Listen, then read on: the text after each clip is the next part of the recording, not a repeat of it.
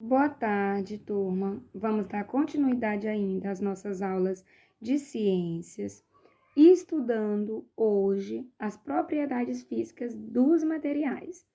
Então, o que são as propriedades físicas dos materiais?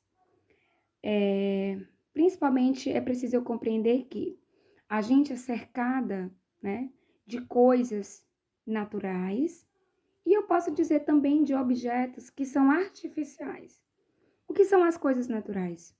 São as coisas que existem na natureza, a água, as árvores, né, que a gente fala madeira. A gente pode dizer o que mais? Alguns vegetais, por exemplo, como algodão, né? E vários outros.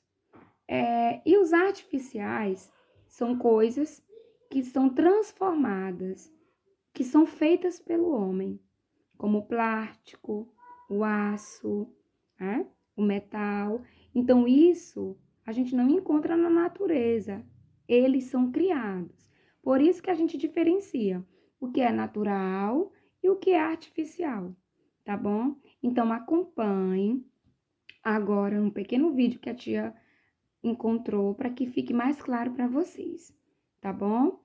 Outra coisa, quando eu falo também sobre as propriedades dos materiais, às vezes, como eles são vários, é enorme, né, a variedade, a gente diz que tem materiais que são elásticos, tem materiais que já são mais duros, tem material, por exemplo, que quando a gente coloca no fogo fica mais quente, né? Tem material, por exemplo, que é bastante pesado, outros já são mais leve. Então, quando a gente fala em propriedades dos materiais, a gente leva em consideração isso. Se ele é pesado, se ele é leve, se ele é elástico, né? Se ele estica, se ele é duro, se ele é pesado, se quando colocar no fogo, se ele fica quente ou se ele não recebe tanto calor, tá bom? Então acompanhe o videozinho para que vocês possam compreender melhor. A energia pode ser transferida a um objeto, provocando mudança em seu formato ou alterando seu movimento. Quando isso ocorre, dizemos que uma força agiu sobre o objeto. Quando brincamos com massa de modelar, por exemplo, estamos aplicando nela uma força que altera o seu formato.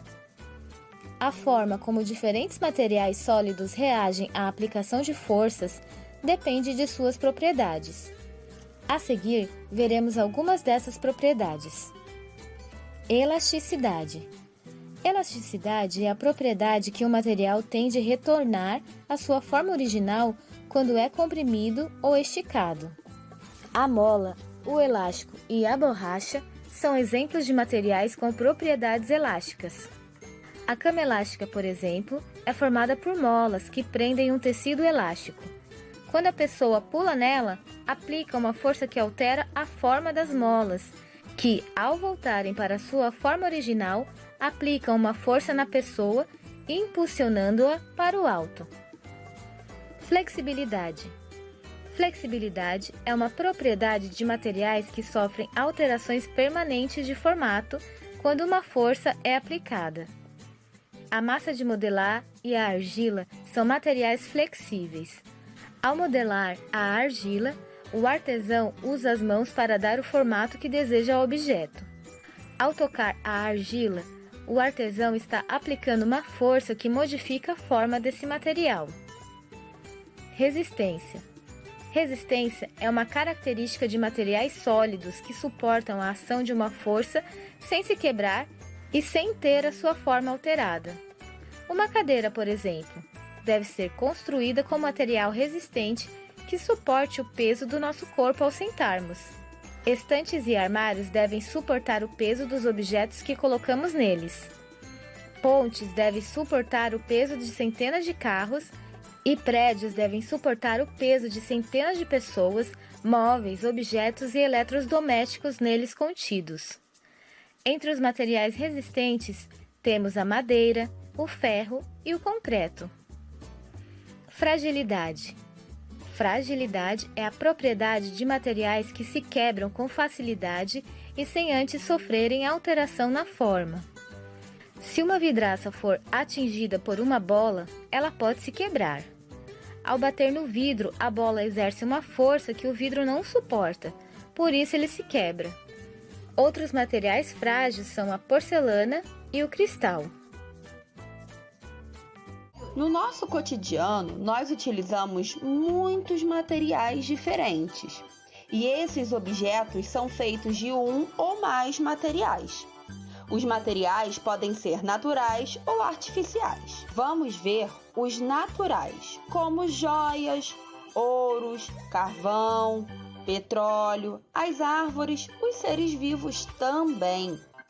Os materiais naturais são usados como a natureza oferece. Das plantas nós obtemos alimentos e madeiras. A água nós podemos beber, cozinhar, tomar banho e até mesmo limpar a nossa casa.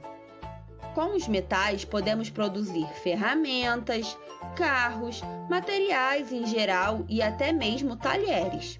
Você sabia que o material natural também pode passar por uma transformação e passar a ser utilizado como matéria-prima? Essas matérias-primas encontradas na natureza dão origem aos materiais artificiais, que também são chamados de materiais sintéticos.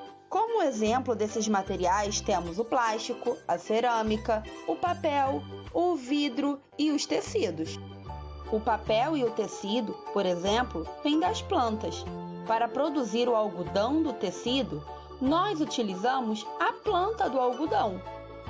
A folha de papel que nós encontramos nos livros vem de um recurso muito importante, as árvores. Já o plástico surge a partir do petróleo, um recurso muito importante. Com ele produzimos garrafas, potes, brinquedos, sacolas. Já a partir da cerâmica, podemos produzir pratos e outros tipos de potes.